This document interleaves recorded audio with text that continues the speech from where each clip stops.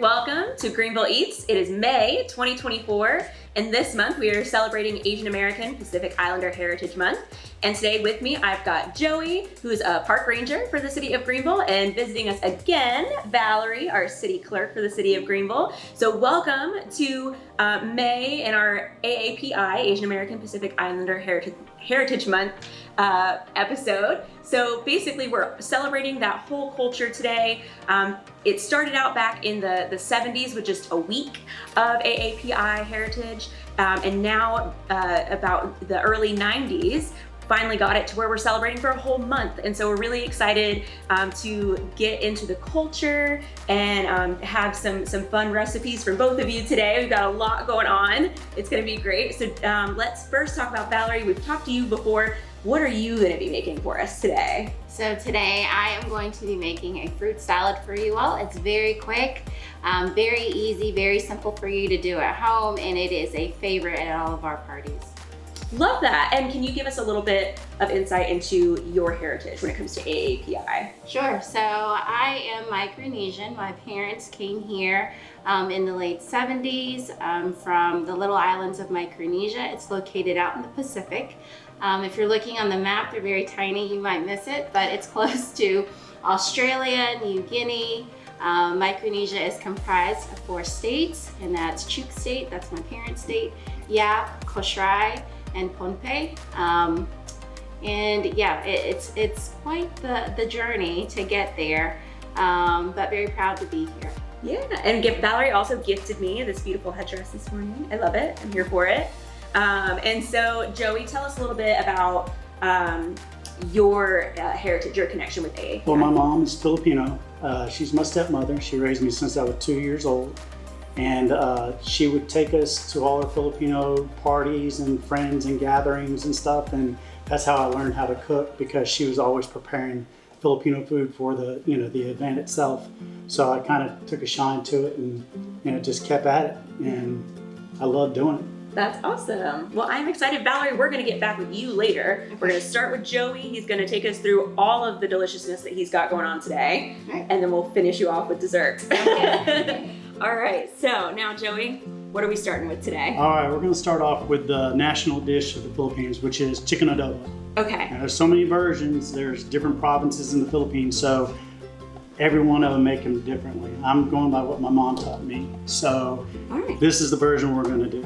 All right, so let's get cooking. So Joey, let's jump right in. We're making chicken adobo to start with. Chicken adobo, correct. And what we're going to do is show you how to cook it at, like if it was a single serving or 2 servings for a couple or something. Because if you try to cook this in a large scale, a lot of people tend to boil their meat instead of kind of fry it and get that crispy crust on it, and that's what you want. So we'll run to the refrigerator, grab the chicken out. All right. All right, start off with the thighs, chicken thighs, because they don't dry out as bad. If you use breasts, they tend to dry out, and this has all been pre-washed, just to let you know. So I'm going to do the trimming on it, and then we'll get it into the frying pan. Awesome. Okay. All right. Most Filipinos don't trim off the fat because fat is favored. So I'm going to just do a little bit at a time. So there's the side, just the big pieces you don't want on there. So that piece right there, that's a little fatty. And so is this like a staple in your household? It is. This is my daughter's favorite dish, and most young, Asian people, especially from the Philippines, that eat this. I mean, it's so good that they eat it all the time, and we do it for special occasions now because I do so much of it. They invite their friends over, and I mean, I have these big trays full of it. So, yeah. All right, now I'm gonna quarter these out. Did you bring your own knives too? I did. Oh my gosh. Brought all of his own cookware. Yeah, you have to. You never know what you're going to miss out on if something's not going to be here. That's fair. We've had that happen.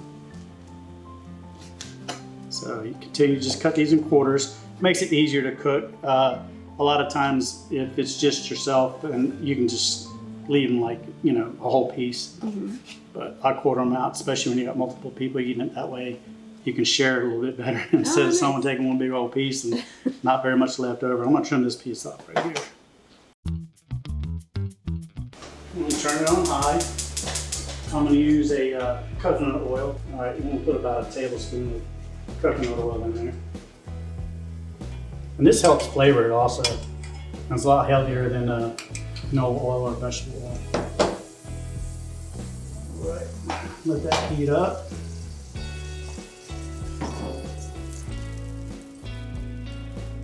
You can smell how coconut smells so good.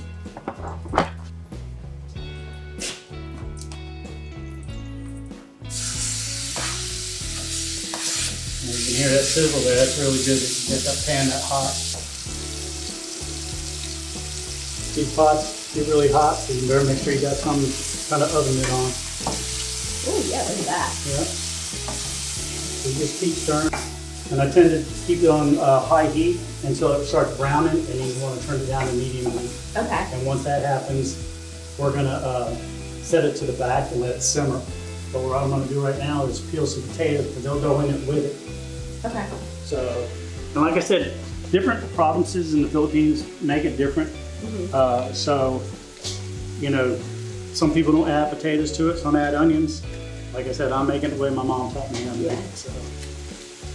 You want to stir that around for a little bit? Don't touch the pot, but just stir it around a little bit. I'd appreciate it.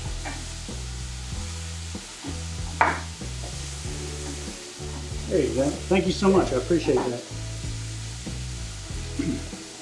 Now we're going to get back and then I'll start cutting these potatoes out. You want to make sure you take any of the dark spots out of it. Okay. You don't want any of that in there. Yeah, I used to cook this stuff for the guys here at the fire station when I was a firefighter here in the city. And I did the stir fry, and you know, these guys always complained about how much it cost to make the meal.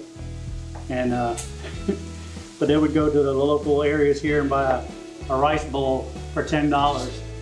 And they only got a little bowl like that right there where when they got done eating with me, they had their meal, their second meal, and a meal to go home with for the next day at work. So they finally stopped complaining about it.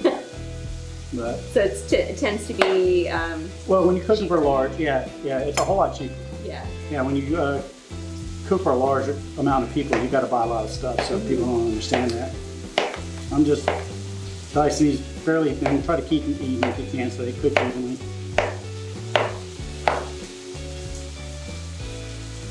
All right, and I'm gonna add that right in there with the chicken, because to make this an easier dish, where it doesn't take so much time, you can use the canned diced potatoes. Okay. And just don't put them in at the, in the middle of cooking it. Put it toward the end and just keep stirring it. Okay. And they'll absorb the flavor. But when you use fresh potatoes, it takes longer for them to cook. Yeah. So. Okay. Did you get that? Huh? Did y'all get that? Oh my goodness. They got them in a fire station. Oh, that was too good. Shout out Fire Station 7. Yeah, that's right. It's still smoldering. Oh Lord. All right, I want to sweeten it up a little bit. I put sugar in here, but I love the taste of hoisin sauce in there. It just gives it a lot of flavor also. So if you only put like a tablespoon of that, you can kind of hide all that. And what is it? This is hoisin sauce. It's like a plum sauce. Oh, okay. It's really good. Nice. And I'm going to cover that in just a second. There we go. So that'll simmer at a cook there. And now we're going to get started on tilapia rolls. Okay. And I'll show you how to prepare those. We'll roll 4 or 5 of them and go from there. Okay.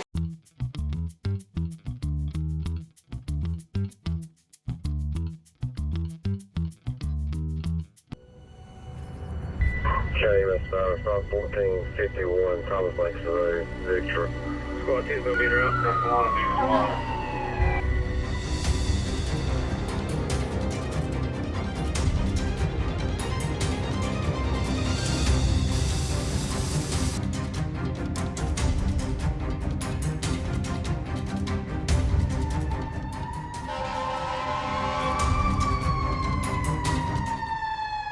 All right, so while our chicken adobo is over here simmering, Joey, you're gonna teach us how to make lumpia. So tell us a little bit about that. Correct. There's two versions that are normally used in the Philippines. I mean, they have the meat version, which my mom really took to the parties and everybody loved it. And then you've got your spring roll version, which is like a lot of other, you know, spring rolls or egg rolls. Yeah. But what we're gonna do is start with the ingredients for the meat version. It's almost like a meatloaf.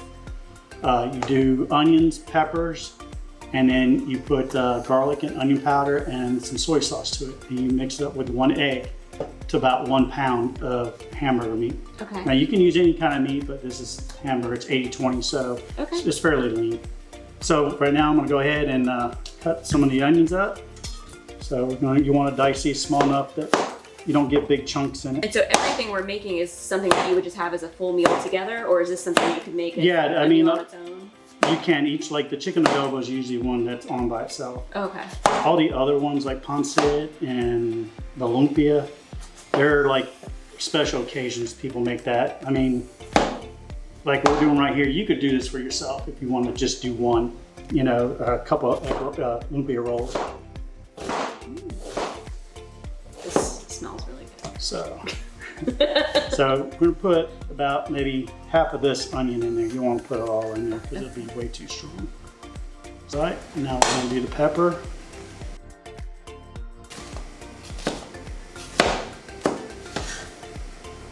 And it's best to do these the day of, because like if you do it overnight, the 10 to 1 egg goes in here also.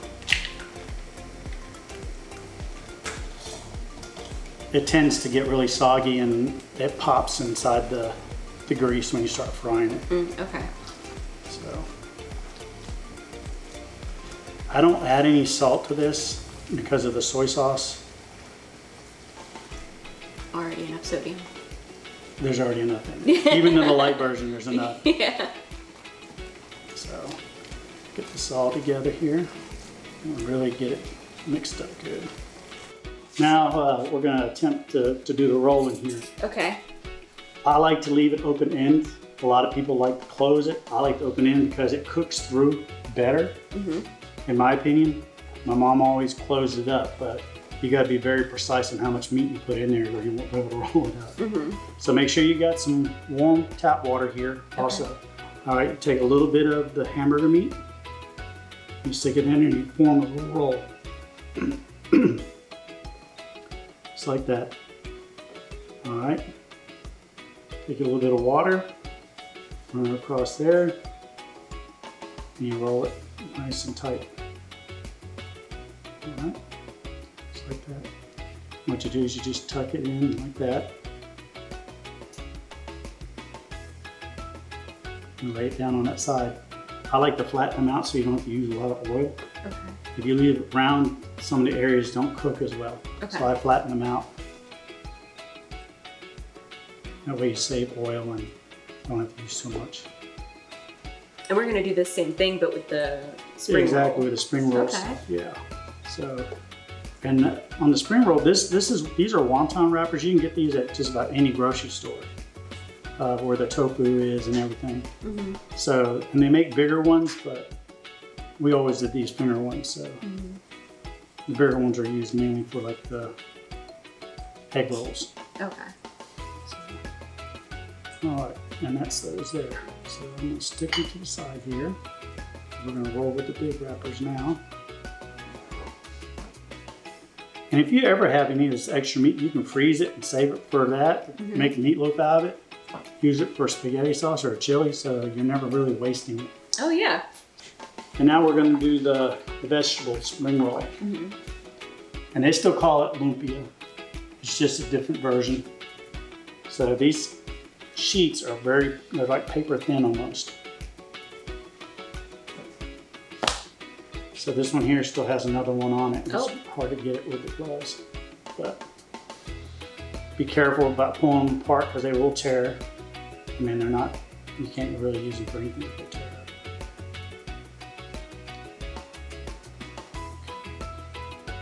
So put it in there like that.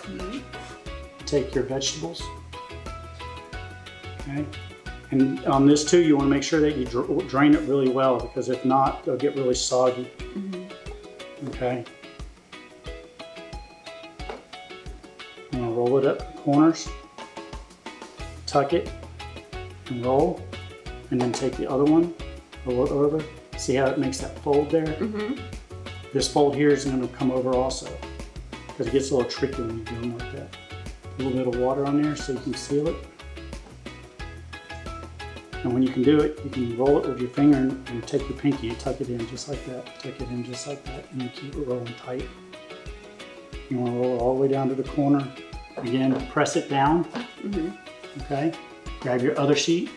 You see how thin that is? You can see the vegetables in there, right? Yeah. So if you tried to fry that, the vegetables would break through, and you have all the vegetables in your grease.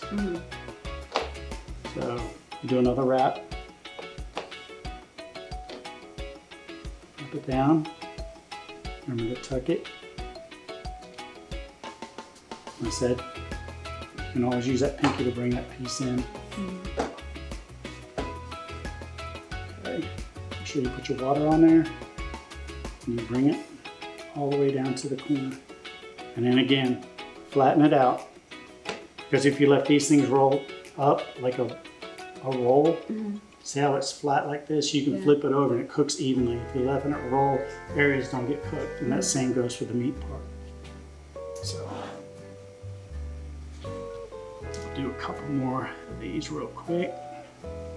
It'll be a little bit faster now that I don't have to explain it. Yeah. So I'm gonna knock these out. We'll do probably 3 more then. Honestly, I would eat that the way it is. It just smells so good. Well, you can use this version. I use it for my pancit also, but that just gives it a little bit more vegetables in it. Yeah. Yeah. And these, you can get the Hong Kong Asian store also. You can get these wrappers there. The only thing they don't have right now that I had to go all the way to Goldsboro to get was the pancit noodles. Because there's different versions of it. And in the Philippines, they use the version called pancit canton, which is like a flour stick shrimp taste to it. It's really good. And there's other versions also, but I won't be cooking those tonight. Again. You just have to come back. Yeah, we'll have to do another one for that one, huh? Yeah, you roll these a lot. Like, you know, Greenville has got a large Filipino community here. And ever since the Little League World Series, you know, you get to meet them a little bit more.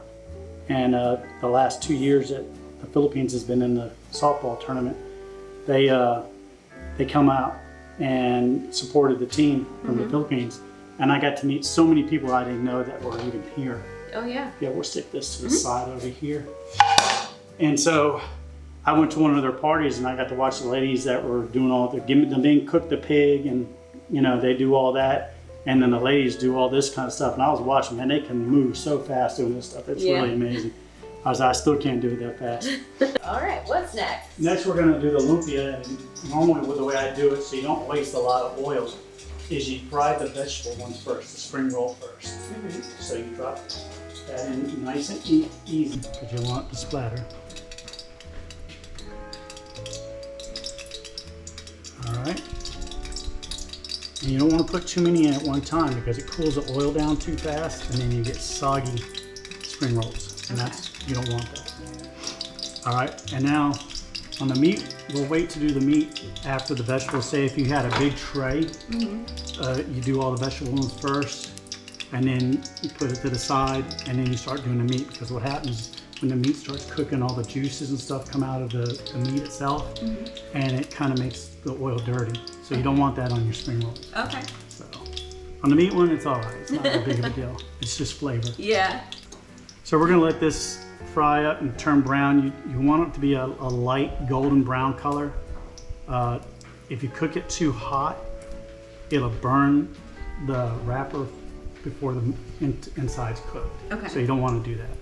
So you know, right now we're kind of waiting for it to get up there a little bit, because when you put like these cold, especially if they were out of the refrigerator, I try to let it get like room temperature, so it doesn't cool the oil down too much. And of course I just pulled them out of the fridge, so it's a little cold, so it cooled the oil down just a little bit. So it won't take much for it. But you want to keep an eye on it because the stuff really cooks fast. And you want to turn it over. Once you see it start browning on the edges, you flip it over and then you cook the other side. And usually when the oil is perfect and it doesn't cool down, it's usually about 4 to 5 minutes on each side. Okay. And then it's done. So it cooks pretty fast. And also we're gonna do a pot of rice. Okay. All right. In the Philippines, you know, we have a rice cooker, and here it is over here. Every household has one. And you know, when you make a rice, a lot of people use a measuring cup. Well, they don't use measuring cups. Yeah. You know, we just pour. Look, I mean, just all that right there. So pour that in there. All right. You gotta wash your rice. A lot of people don't know that. You know, if you want real sticky rice that makes like sushi rice, yeah, don't wash it off. Okay. Because all the starches are in it.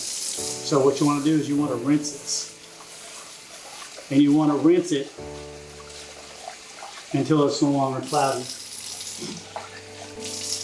You know, I asked my mom. I said, "Mom," she said, "What, Joseph?" I said, "How come you gotta wash? Well, how long do you wash? Until it's not cloudy no more, Joseph." And I was like, "Well, Mom, how do you know that?" "Well, it's clear. You can see the bottom. You can see the rice." So, you know, I never really knew that until she showed it to me. Yeah. And, you know, the rice comes out a lot looser, you know. You know, it's not what we call American rice, which is like really loose. It's more of where it kind of clumps a little bit so you can eat it. The Philippines, they don't use utensils a lot. Yeah. They use their hands. So, Okay. yeah, and that way you can clump your rice together and eat a whole lot easier. Yeah, you go to a Filipino party or it's just Filipinos there, you won't see them using forks hardly. You don't. But they love it. I mean, they're part of their culture, you know? You know, my mom taught me how to eat like that when I was like 4 years old. And the only time I ate like that was when I was eating breakfast with her in the morning. She'd wake me up and we'd be eating breakfast at 5 o'clock in the morning. All right. Yeah. So it looks like, yeah, it's clear now. Uh-huh. It's just a little bit cloudy still. One more rinse. All right. To finish it up, you want to add the water. Your first crack of your finger, your middle finger. All right, that line that's on your middle finger, you want to touch the top of the rice with that. All right, if it touches, you got enough water. You don't need to sit there and measure. Okay. Because it doesn't always come out measured. This way it's foolproof. Okay. Always works. All right, so we're going to come over here and put it in your rice cooker. Turn it on, put the lid on, and set it and forget it. It's like a rotisserie. You see that little orange light there? That's like a night light in any Asian's homes. You know, especially in the kitchen, you know where everything is in the house because it's like a bright orange light and it lights up everything. Yeah. So they always call it what they call it, my mom did, it called the Filipino night light. So you get to find your way around. Oh, so we got the rice going. Working on the water for the pancit. Yeah, the chicken noodle looks good. It's starting to simmer. You can see the colors, how the meat's absorbing Oh, yeah. potatoes. So this is just about done. That looks really good. So this shouldn't take too long to cook. Hot as Already it is. nice and warm. Yeah. So what you want to do is just watch, see how brown they're turning Oh, already. yeah. And this is a perfect example of how if you had your oil too hot, that you'll cook the shell before the inside gets cooked. All right. Like I said, we bring that to a bowl. Once it gets boiling really good there, you'll start seeing it thicken up. When you see those tight bubbles get in there, Oh, yeah. you know that it's just about done. You don't want to overdo it because if you overdo it, it gets really clumpy. So, and that is just about it for the chicken adobo.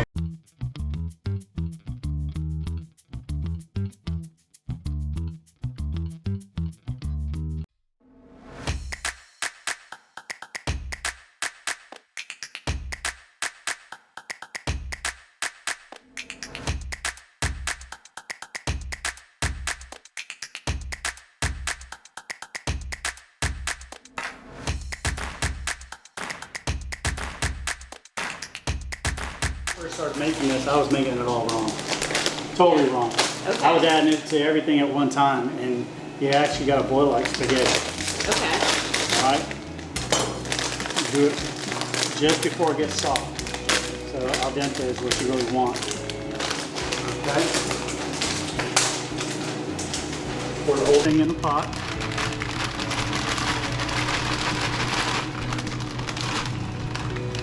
Of course, it makes a mess. Okay, you want to constantly stir it. Get it all down in there. They say you won't stay in here long. That's about it right there. So it took what? 5 minutes at the most? That, yeah. If that. So bring them over to this pot here. Now, so we talked about how the chicken adobo is like a regular meal, Yeah. and the lumpia is more of a special occasions. What about this? Pancit could be made just like the chicken adobo. You can maybe Okay. get it at dinner because you saw how quick it Yeah. is. You know, it doesn't take long to do it. Okay. Cooked some bacon earlier. So you want to put a little bit of bacon grease in it. Very little. You don't have to put a lot. Oh, so you cook the bacon just for the cream? Well, I added to it also because you know Oh, okay. everything is good with bacon. Yeah. So That is true. yeah. So we heat that up and got some vegetables that we're going to add to it. The snow peas last. Go ahead and cook with some of the mushrooms. Add a little bit of coconut oil to it. So you keep this close to the stove. Oh. It liquefies and you Yeah. don't have to stick there. Why do you cut it at an angle? Because that's what my mom said. Okay. No, it is. I said, Yeah. why you gotta cut at an angle? It's because it looks better. Oh. You know. Yeah. So she was all about making things look good when she presented food. Absolutely. So that's what I done. No, yeah. I didn't know if there was like some secret. No, and Reason, right? plus it keeps it even. You know, Yeah. it cooks it evenly. You know, if you did like little things like this, Uh-huh. I mean, it's hard to eat them that way. Yeah. So it's actually a little easier to eat them if they're a little bit larger at an angle. So you say we have Greenville has a pretty big Filipino community. We do. In October, they get together and they end up having like a fall festival. Yeah. And they'll do like Olympic games, fun games. They'll do like a Broadway show kind of thing. Oh, wow. Yeah, it's pretty cool. I mean, they invited me out there and I DJ'd for them and played music while they were doing the stuff for the day. It was really nice. Now, are you aware of any like Filipino restaurants in the area? No, there's the closest one we have is in Jacksonville and it's in Goldsboro. Okay. Yeah, None in Greenville not in Greenville. yet. Now there is a food truck that goes around, that comes around here that is Filipino. Which one? I can't remember the name of it. Oh man. I'd like to put a plug in for it, but I can't remember what it was. All right, now we're gonna dump the noodles in.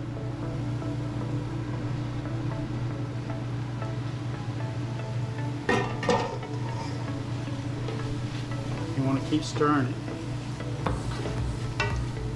And if you start seeing it look like it's getting cakey, like it's like building up like a chalky look on it, like gritty, then it's being overcooked. So you don't want to do that. Okay. So you gotta be really quick to get this in and out.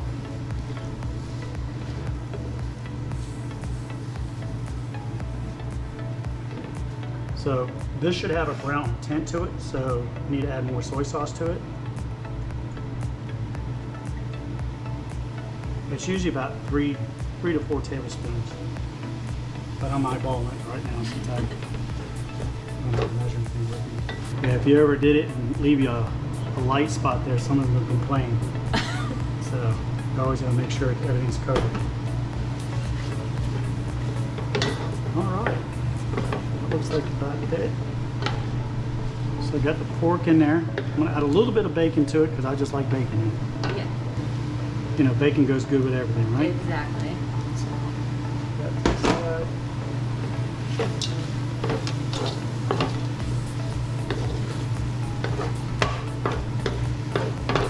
So were you raised in the South? In North Carolina? I was a military brat, so Okay. I was raised everywhere.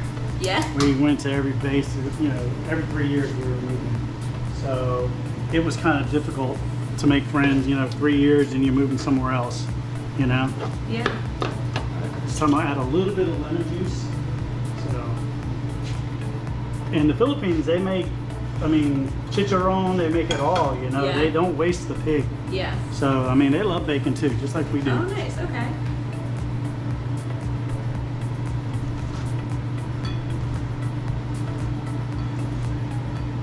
So what I'm going to do is add what I made earlier to this. Mix it all up. All right, I'm going to put this in a container. And we're going to take a short break and we'll be right back.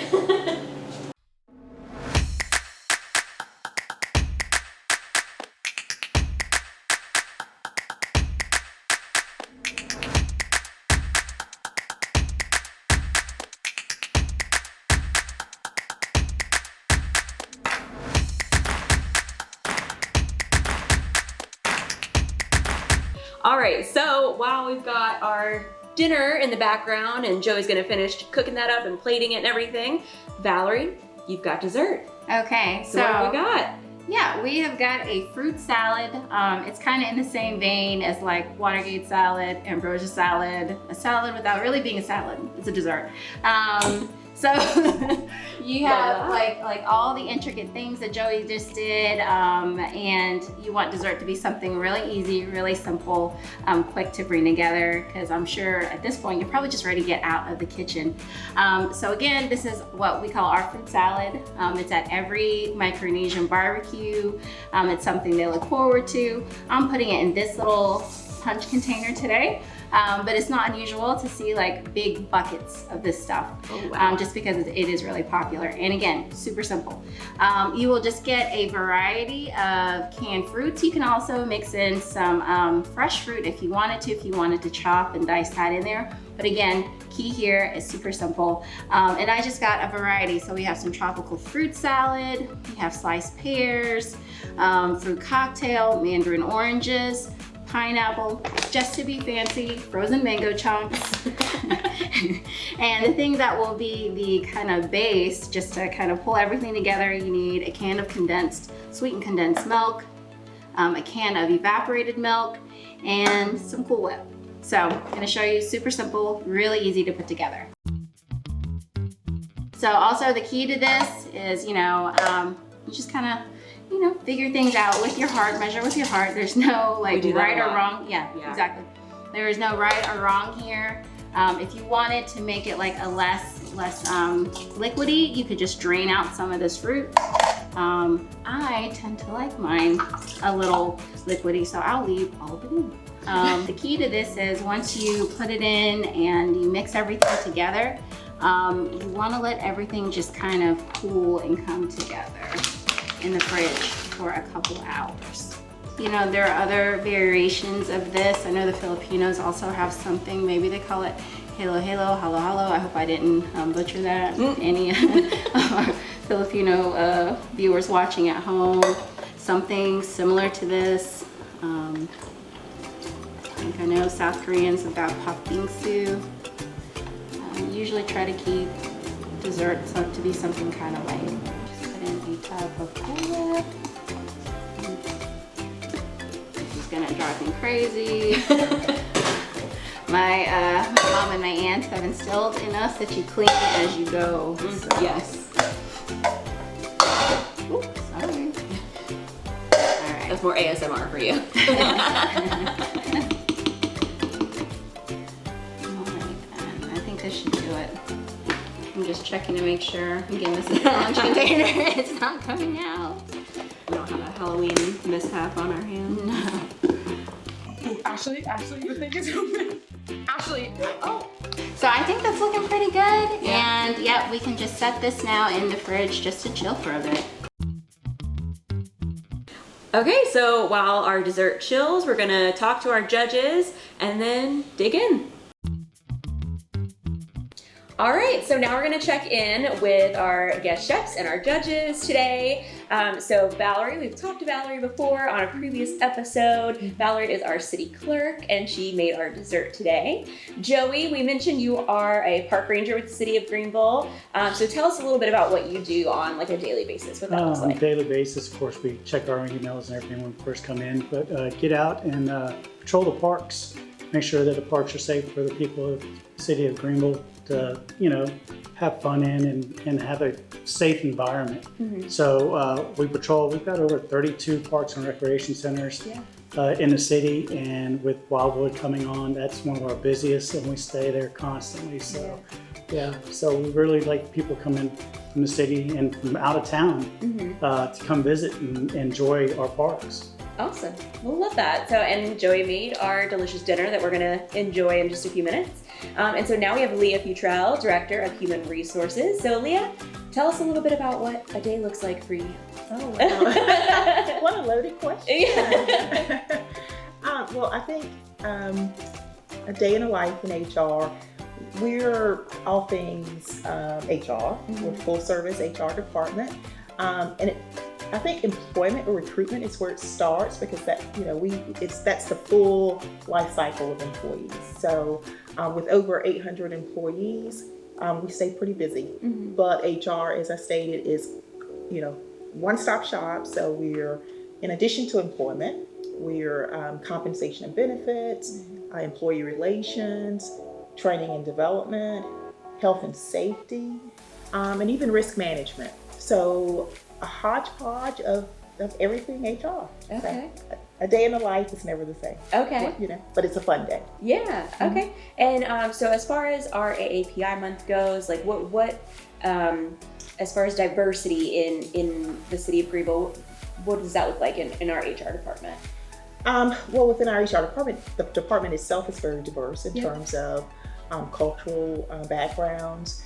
But I think it represents very much the city of Greenville workplace as a whole. And I think, to me, that's one of the things I love most about being associated with the city of Greenville as an employer, is the cultural diversity within the workforce, learning about the different backgrounds of employees and how they enrich our experience as city employees. So, I love that. I love the diversity, not just the things that you see and you say, okay, that person is diverse in this manner just because I can see it, but beyond what you can see, and to me, that's what I even probably like the most. Learning about those things you just don't naturally observe. Yeah.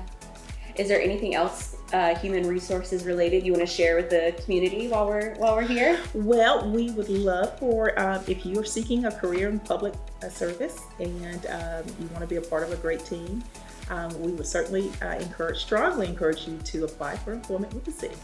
So I'll put in that plug. Yeah, always. Okay. So awesome. Thank you guys so much for being here. Joey and Valarie for cooking, Leah for coming to talk to us as well, and for being one of our judges. So we're getting ready to dish it all out and eat up. All right. So this looks amazing. Thank you so much again, Joey, for doing this. So can you kind of tell us what's on our plate right now? I know we went through everything. Yeah, we've got 4 items on the plate. We've got your chicken adobo with rice, with your steamed rice, and then you've got the pancit, which is like a lo mein noodle. Then you have your vegetable spring roll, which is another lumpia, and then you've got your meat lumpia and the smaller rolls. Awesome. And then your chili sauce for dipping. Awesome. All right, everybody, let's dig in. I'm here for it. All right. Good flavor.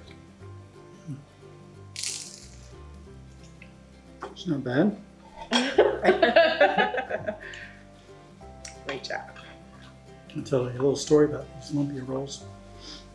I was in high school. My mom would make these, leftover and stuff, We'd stick them in our coat pockets and take them from breakfast on the bus. Everybody's like, what's that smell like garlic in here? It was us eating these. We'd have them in our pocket all day. You'd grab about 5 or 6 of them. They are good. Yeah.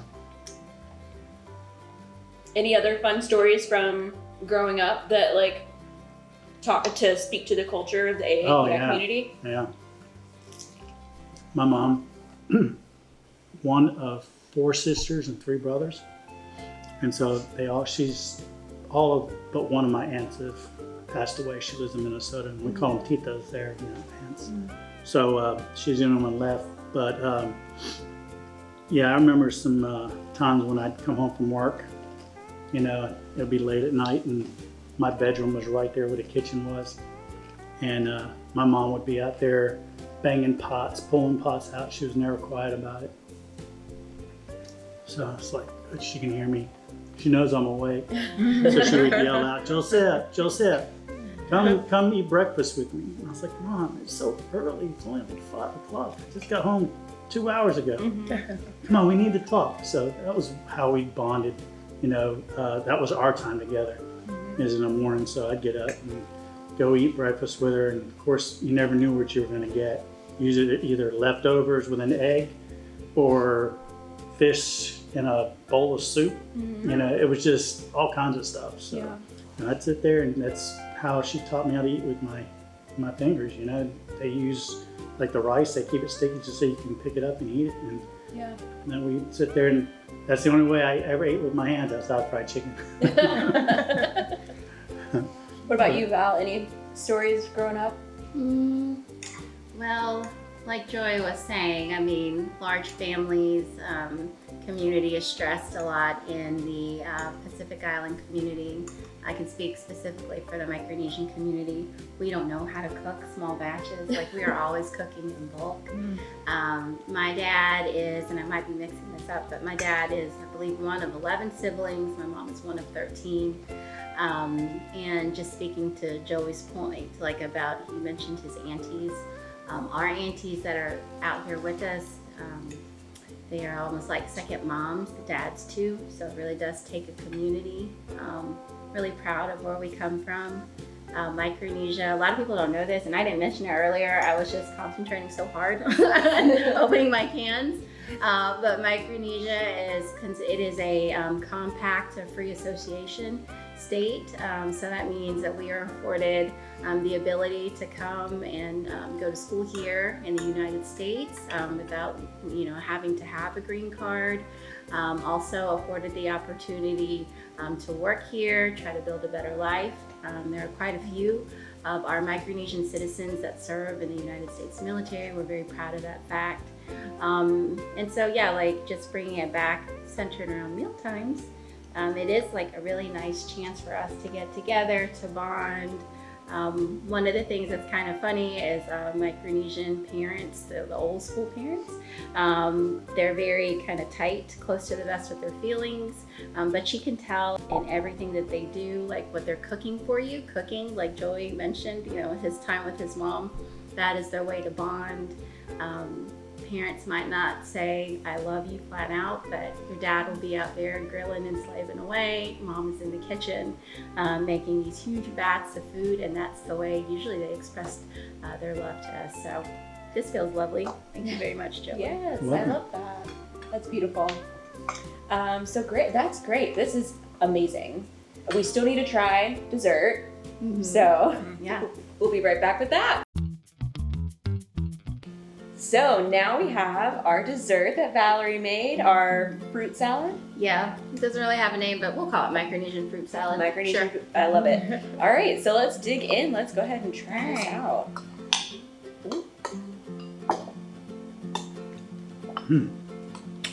That's good. Wow, that's good. This mango set it off. Delicious. Thank y'all. And more importantly, very easy. So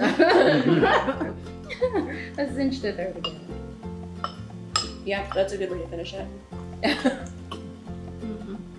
Thank you again, Joey and Valarie, for cooking, and all 3 of you for coming and enjoying everything and letting us get a little insight as to what you guys do for the city, into the culture of Asian American Pacific Islander Heritage Month. We love that. So thank you so much, and I hope you guys enjoyed this episode. We will be back in June And I'm not sure if there's anything that's gonna top this, but we're gonna try to find something good. So we'll see you in June.